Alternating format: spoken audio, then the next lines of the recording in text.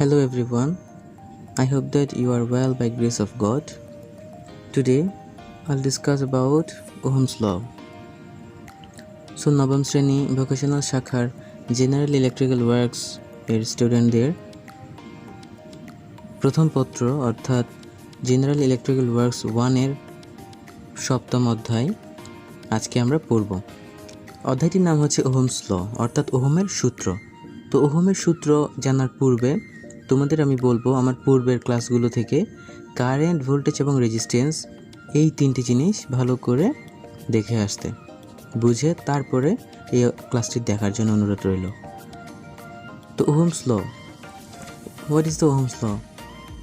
অধ্যাপক বিজ্ঞানী George Simon sir অর্থাৎ জর্জ সাইমন ওহম, তোমরা নিশ্চয়ই চেনো ওনাকে।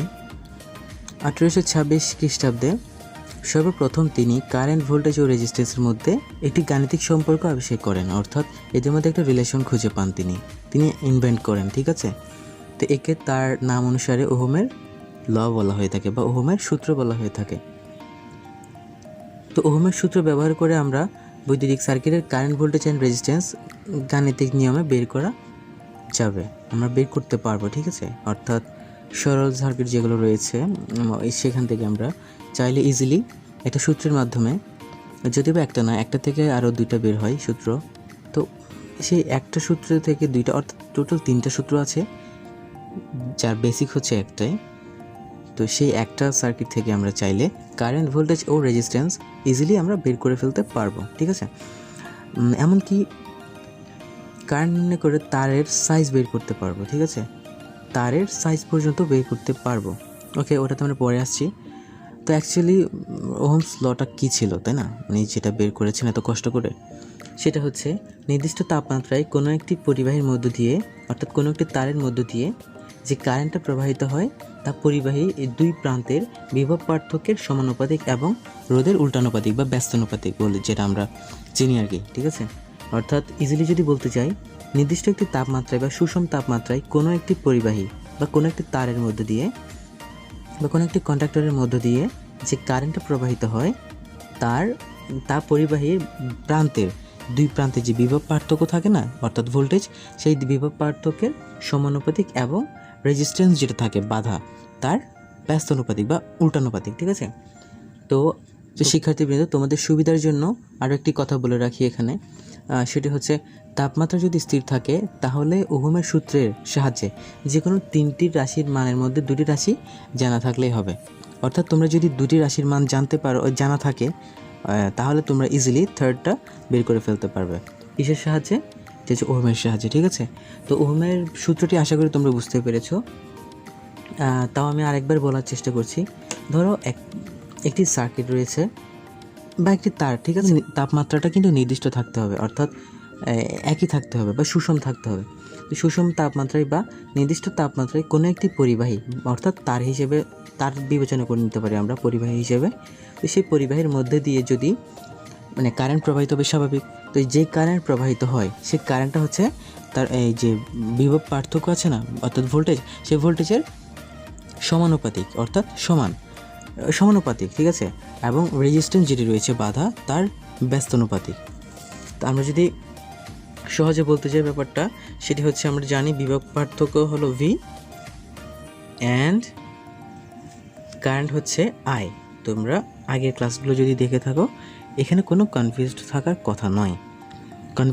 কথা নয়। তো ভোল্টেজ, এটা হচ্ছে ভোল্টেজ অর্থাৎ বিভব পার্থক্য, এটা হচ্ছে আই অর্থাৎ current. I hope you all of us understand. So there is 3 equation like 3 rules যেগুলো তোমরা ব্যবহার করে easily voltage, current and resistance বের করে নিতে পারবে।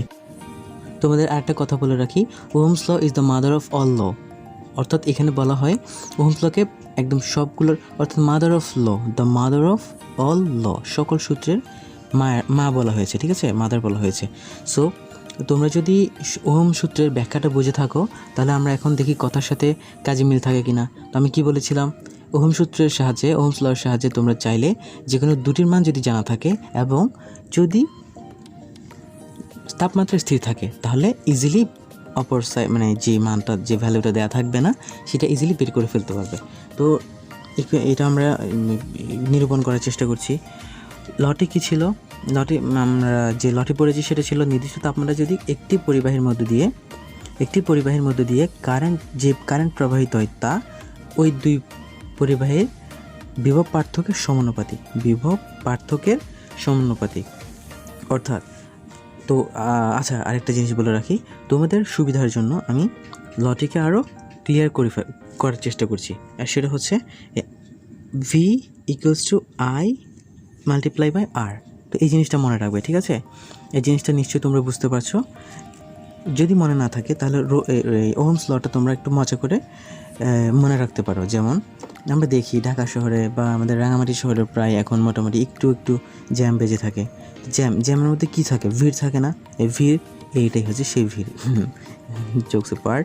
এখন V = I × R। তো V = IR যদি আমাদের ভোল্টেজ বের করতে বলা হয়ে থাকে তাহলে ইজিলি আমরা ভোল্টেজ = I × R অর্থাৎ কারেন্টের সাথে রোধের গুণ করে দেব। তো এখানে তার আগে তোমাদেরকে এগুলোর সম্পর্কে একটু হালকা ধারণা দিয়ে দিই। যদিও বা আমি পূর্বের ক্লাসগুলোতে তোমাদের জন্য বলেছিলাম তোমাদের আলাদা করে ভোল্টেজ, কারেন্ট, রেজিস্ট্যান্স আলাদা করে এই ক্লাস নিয়েছিলাম, তোমরা নিশ্চয়ই সেগুলো দেখেছো।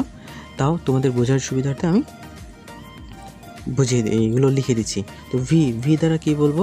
ভি দ্বারা হচ্ছে ভোল্টেজ, ঠিক আছে? আর এখানে আই হচ্ছে কারেন্ট, আর = রোধ, যেটাকে আমরা রেজিস্ট্যান্স বলে থাকি, ঠিক আছে? তো এগুলোর এককগুলো খুব ইম্পর্টেন্ট, ইউনিটগুলো কী হবে? ভি ভোল্টেজের ইউনিট হচ্ছে ভোল্ট, ঠিক আছে? VOLT ভোল্ট এটা। আর কারেন্টের একক হচ্ছে অ্যাম্পিয়ার, আর রোধের একক হচ্ছে ohm. Sir George Simon ohm স্যারের নাম করে লিখেছেন, এবং এই ওহমটা কিন্তু লিখলে হবে না, এটা একটা চিহ্ন আছে, এই ওমেগা, ঠিক আছে? ওমেগা দিয়ে রোধের একক বোঝায়, ঠিক আছে? ডিনাইট করে থাকে আর কি। তো আমরা ভিড়ের মধ্যে যে VIR এলিমেন্টগুলো রয়েছে আমরা এগুলো সম্পর্কে বুঝে গেছি।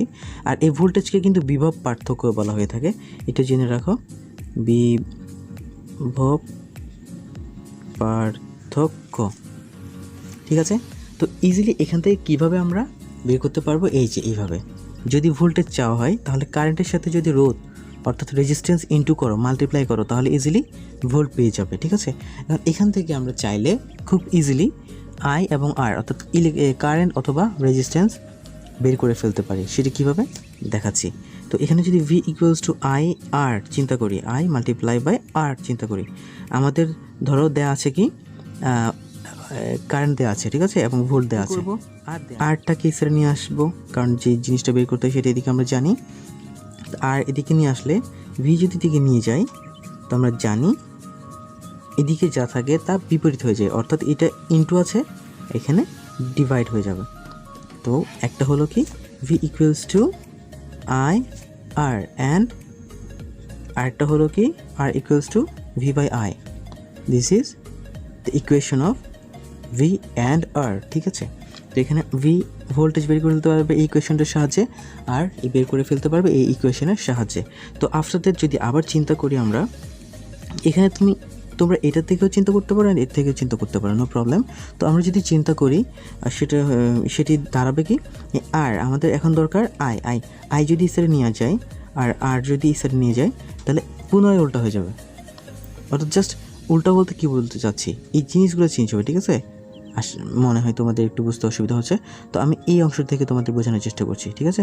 তো দেখো কি বলছে, V = IR, অথবা এখান থেকে যদি চিন্তা করি এটার সাথে এটা আর গুণন হবে, V এর সাথে 1 অ্যান্ড IR সাথে কি হবে, V = IR, ঠিক আছে? আমি উল্টা লিখেছি, দুঃখিত, উল্টা লিখলেও চলবে। তো আমরা IR ইনটু করলে জানি এখান থেকে পুনরায় এটা পেয়ে গেছি, কিন্তু আমাদের তো এটা দরকার নেই, আমাদের কি দরকার, I দরকার। তো যদি Iকে রেখে দিই অথবা এই পুরোটাকে প্রতিসাম্য করি, অর্থাৎ IR এদিকে নিয়ে আসলাম অ্যান্ড Vকে এসে নিয়ে গেলাম। তো তোমরা জানো প্রতিসাম্য করলে কোনো চিহ্নের পরিবর্তন ঘটে না। তো আমরা এখন যদি Iকে রেখে দিয়ে V আগে থেকে এখানে আছে অ্যান্ড Rকে যদি সেটে পাঠিয়ে দিই তাহলে V/R হয়ে গেছে, অর্থাৎ এটি হলো 3 নং সমীকরণ। তো দেখো 1 নং সমীকরণ থেকে V বের করতে পারবো, 2 নং সমীকরণ থেকে R বের করতে পারবো, অ্যান্ড 3 নং সমীকরণ থেকে আই বের করতে পারবো। তো তোমাদের সুবিধার জন্য আমি সূত্রগুলো একবার লিখে দিচ্ছি। তো প্রথম ক্ষেত্রে তোমরা যদি ভোল্টেজ বের করতে চাও, ভোল্ট ইকুয়াল টু অর্থাৎ V equal to I R simply, ঠিক আছে, যদি ভোল্ট বের করতে চাও। এরপর যদি কারেন্ট বের করতে চাও তাহলে I equals to V by R, ঠিক আছে। তারপর যদি তোমরা চাও যে না আমরা আর বের করব, অর্থাৎ তোমরা চাইবে না, প্রশ্নে চাইবে, প্রশ্নে যদি বলো রেজিস্ট্যান্স বের করো, তখন তোমরা R equals to V by I. তাই একটি কমন ব্যাপার আছে, এই জিনিসটা যদি মনে রাখতে পারো এগুলো পারবা, ঠিক আছে। এই জিনিসটা কি বলেছে, V equals to I multiply by R. এটা কি I equals to V by R. তো আই যদি এখানে থাকে আর বাকি থাকে কি আর, সবসময় অর্থাৎ আই এবং আর এর ক্ষেত্রে ভি উপরে থাকে। তো আমি ঠিক এইভাবে মনে রাখি, এইভাবে না অ্যাকচুয়ালি তোমরা ইকুয়েশন দিয়ে মনে রাখলে বেটার। এটা যদি বুঝে থাকো এটা অটোমেটিকলি মাথায় সেট হয়ে যাবে। তো বলছে কি V equals to I R, I equals to V by R and V equals to V by I. That is our 3 equation. So we can easily solve our mathematics applied by Ohm's law very easily. একটা চিত্র আমরা যদি এইভাবে চিন্তা করি, তোমাদের পাঠ্য বইয়েও এই জিনিসটা দেখেছি রয়েছে। তো এটি একটি রোধ অর্থাৎ রেজিস্ট্যান্স, ঠিক আছে। তো এই যে এখান থেকে এই অংশ থেকে শুরু করে এই অংশ অর্থাৎ দুই প্রান্তে কি বলেছিলাম, বিভব পার্থক্য অর্থাৎ ভোল্টেজ, দুই প্রান্তের বিভব পার্থক্যের সমানুপাতিক এবং এই রেজিস্ট্যান্সের ব্যস্তানুপাতিককে প্রবাহিত কারেন্ট। অর্থাৎ এগুলো যদি আমরা সংযোগ করি তাহলে এদিকে এগুলো যদি ভোল্ট চিন্তা করি, এদিকে যে ইলেকট্রিসিটি কারেন্ট যাবে সেই কারেন্টটা হচ্ছে রেজিস্ট্যান্সের ব্যস্তানুপাতিক অ্যান্ড বিভব পার্থক্যের সমানুপাতিক, ঠিক আছে। তো প্রবাহিত কারেন্ট যদি আই ও রোধ যদি আর হয়, ঠিক আছে, প্রবাহিত কারেন্ট আই এবং রোধ হচ্ছে আর, তাহলে এই যে ওহমের সূত্র অনুযায়ী আমরা লিখতে পারি, আমরা ওহমস ল থেকে লিখতে পারি, সেটা হচ্ছে কালো কলম নিয়ে নিই, আই সমানুপাতিক ভি এ, এটাকে প্রপোর্শনাল বলে, ঠিক আছে, I proportional V A minus V V, ঠিক আছে। তা কোত্থেকে এগুলো এলো হয়তো তোমাদের প্রশ্ন থাকতে পারে। তো আমি তোমাদের বলছি, এই যে এখানে চিত্রটি এঁকেছি তোমরা নিশ্চয়ই দেখতে পাচ্ছ, এই প্রান্তকে যদি একটি নাম দিই এ আর এই প্রান্তকে যদি একটি নাম দিই বি, তো বিভব পার্থক্য, দুই প্রান্তের বিভব পার্থক্যের সমানুপাতিক বলেছিলাম। তো আই ইকুয়ালস অর্থাৎ প্রবাহিত কারেন্ট প্রপোর্শনের এই যে দুই প্রান্তের বিভব পার্থক্যের সমানুপাতিক, বিভব পার্থক্য, বিভব মানে ভোল্ট, এর পার্থক্য মানে বিয়োগ, এই যে আমরা যদি ভি এ থেকে অর্থাৎ এই ভোল্টেজের এ পয়েন্ট থেকে ভোল্টেজের বি পয়েন্ট যদি মাইনাস করি যেটি পাবো সেটি হচ্ছে বিভব পার্থক্য, ঠিক আছে। তো এটাকে আমরা ইকুয়েশন নং 1 দিতে পারি। তারপর আমরা যদি আবার আই প্রপোর্শনেট চিন্তা করি, আই প্রপোর্শনেট 1/r, তো এটি হচ্ছে ইকুয়েশন নং 2 অর্থাৎ রেজিস্ট্যান্সের ব্যস্তানুপাতিক বা উল্টানুপাতিক। দেখেছো, এটি ছিল সমানুপাতিক আর এটি হচ্ছে উল্টানুপাতিক। এখন আমরা যদি 1 নং ও 2 নং সমীকরণ একসাথে করি, এখন যদি আমরা 1 নং ও 2 নং সমীকরণ একসাথে করি, আমি আরেকটা পৃষ্ঠা নিয়ে, তো 1 ও 2 একত্রীকরণ করে পাই। তো আমি আসলে এক হাতে ক্যামেরা ধরেছি আর এক হাতে লিখছি, তাই দুঃখিত, লেখাটা একটু বিশ্রী হতে পারে, তোমরা একটু কম্প্রোমাইজ করে নিবা। তো কি বলেছিলাম, 1 ও 2, তো নিশ্চয়ই তোমরা খাতায় লিখেছো এতক্ষণে 1 ও 2 নং সমীকরণগুলো। তো আরেকটা কথা, আমি যেগুলো করাচ্ছি সেগুলো অবশ্যই তোমরা এখন খাতায় আমার সাথে করবে, তাহলে জিনিসগুলো ভালো বেশি দিন মনে থাকবে, ঠিক আছে। তো আমরা সমীকরণ 1 ও 2 একত্রীকরণ করে কি পাবো, আই প্রপোর্শনাল ছিল দুটোতে। তো আচ্ছা, আমি সমীকরণগুলো আবার লিখছি তোমাদের জন্য। এই আই প্রপোর্শনাল ছিল V A minus V B, আর এখানে আই প্রপোর্শনাল ছিল উল্টানুপাতিক অর্থাৎ 1/r। তো এই দুটোটা, এটা যদি 1 নং হয়, এটা যদি 2 নং হয়, তো আমরা পাই এই আই, ঠিক আছে, প্রপোর্শনাল এই V A minus V B divided by R, কারণ V A minus V B divided by R, ঠিক আছে। তো কারণ এই V A minus V B এইটার সাথে যদি 1 ইন্টু করি, মাল্টিপ্লাই করি, তাহলে এটি আসে অ্যান্ড নিচে রেজিস্ট্যান্স। ওকে, তো একত্রে করে এখন আমরা এই প্রফেশনালটা তুলতে গেলে আমাদের একটা প্রয়োজন কি, ধ্রুবক, ঠিক আছে, একটা কনস্ট্যান্টের দরকার। তো আমরা আই প্রফেশনালকে তোলার জন্য একটা কনস্ট্যান্ট ইউজ করলাম কে, অ্যান্ড এটার মান হচ্ছে ভি, আমরা জানি, অর্থাৎ ভোল্টেজের বিভব পার্থক্যটা ভোল্ট দিয়ে আমরা লিখি, এই ভোল্ট ডিভাইডেড বাই আর বা রেজিস্ট্যান্স। তো এটি হচ্ছে আমাদের 3 নং সমীকরণ, ঠিক আছে। তো এখানে একটা জিনিস মনে রাখবে, সেটা হচ্ছে আই ইকুয়ালস টু 1 অ্যাম্পিয়ার যদি ধরি, ভোল্ট ইকুয়ালস টু যদি 1 ভোল্ট ধরি, এবং আর ইকুয়ালস টু যদি 1 ওহম ধরি, তাহলে সমীকরণ 3-এ কে এর মান 1 পাই, ঠিক আছে। অর্থাৎ এখন কে এর মান যদি এই 3 নংয়ে বসাই, 3 নং সমীকরণে বসাই, I equal to V by R, এটি গাণিতিক ব্যাখ্যা, ঠিক আছে।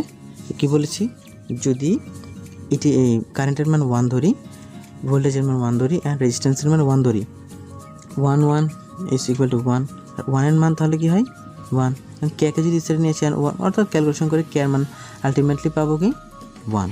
কীভাবে, 1 ইন্টু করলে তো 1 আসে, ঠিক আছে। তো আমি জিনিসটা দেখাই তোমাদেরকে। যদি আমরা ক্যালকুলেশনের কথা চিন্তা করি, এই কে রেখে দিয়ে এটার মানও 1 ধরলাম, এটার মানও 1 ধরলাম, এটার মানও 1 ধরলাম, 1 কাটা, and ultimately K equal to 1 হচ্ছে আমাদের মান। অর্থাৎ আমরা এই কে এর মান যদি এখন 3 নংয়ে বসাই, 3 নংয়ে কে এর ভ্যালু বসিয়ে পাই, হ্যাঁ, তো কি পাই, I equals to 1 V and R, সুতরাং I equal V by R, এটা হচ্ছে আমাদের ওহমস ল এর গাণিতিক ব্যাখ্যা। তো আমরা ওহমস ল এর ব্যাখ্যা জেনেছি, গাণিতিক ব্যাখ্যা জেনেছি। এখন ওহমের সূত্রের সাহায্যে কারেন্ট, ভোল্টেজ ও রেজিস্ট্যান্সের মধ্যে সম্পর্ক তোমাদের আমি একদম শর্ট করে বুঝিয়ে দিয়েছি, বোঝানোর চেষ্টা করেছি। তো তোমরা এগুলো পাঠ্য বই থেকে আরও ভালো করে পড়ে নেবে আশা করি। আর আশা করি এই ভিডিওতে তোমাদের অনেক কিছুই শেখানো হয়েছে, অর্থাৎ অনেক কিছুই তোমরা জানতে পেরেছো এই যে ওহমস ল হিসেবে, যেগুলো তোমাদের 10ম শ্রেণীতে খুব কাজে দেবে। যদি পরীক্ষা হয় তাহলে 9ম শ্রেণীতে তো অবশ্যই তোমাদের কাজে দেবেই, তার সাথে সাথে 10ম শ্রেণী, তারপরে যদি তোমরা এই যে ডিপ্লোমাতে পড়ো ইলেকট্রিক্যাল বিভাগে, তাহলে তোমরা অবশ্যই উপকৃত হবে। এবং ইন্টারমিডিয়েট পড়লেও তোমরা যদি বিজ্ঞান বিভাগে পড়ো, তাও প্রয়োজন হবে তোমাদের, ঠিক আছে। বিজ্ঞান যদি পড়ো বিজ্ঞান বিভাগে, এটাকে বাদ দেওয়া যাবে না, ঠিক আছে। যাই হোক, আশা করি তোমরা সকলেই এই যে ওহমস লটি বুঝতে পেরেছো। আজকে ইচ্ছে ছিল এই যে ওহমস ল সম্পর্কিত যে গণিতগুলো রয়েছে তোমাদের পাঠ্য বই, সেগুলো কভার করে দেওয়ার, বাট আজকে আর দিচ্ছি না। তোমরা আপাতত এটি পড়ো, যদি অসুবিধা থাকে আবার বলো, আমি পুনরায় তোমাদের জন্য একটা লাইভ ক্লাসের আয়োজন করব। অ্যান্ড তারপরে আমি আলাদা ভিডিওতে তোমাদের সকল যে প্রয়োজনীয় গণিত রয়েছে এবং যেগুলো পরীক্ষায় বিশেষ করে আসে এবং যেগুলো জানতে হবে, সেগুলো নিয়ে তোমাদের জন্য একটি আলাদা ক্লাস করে আপলোড দেব। তো সকলকে ধন্যবাদ জানিয়ে শেষ করছি আজকের এই ভিডিও। তোমরা সকলে ভালো থেকো, সুস্থ থেকো, আর অযথা শুধু বাসার বাইরে ঘোরাফেরা করো না।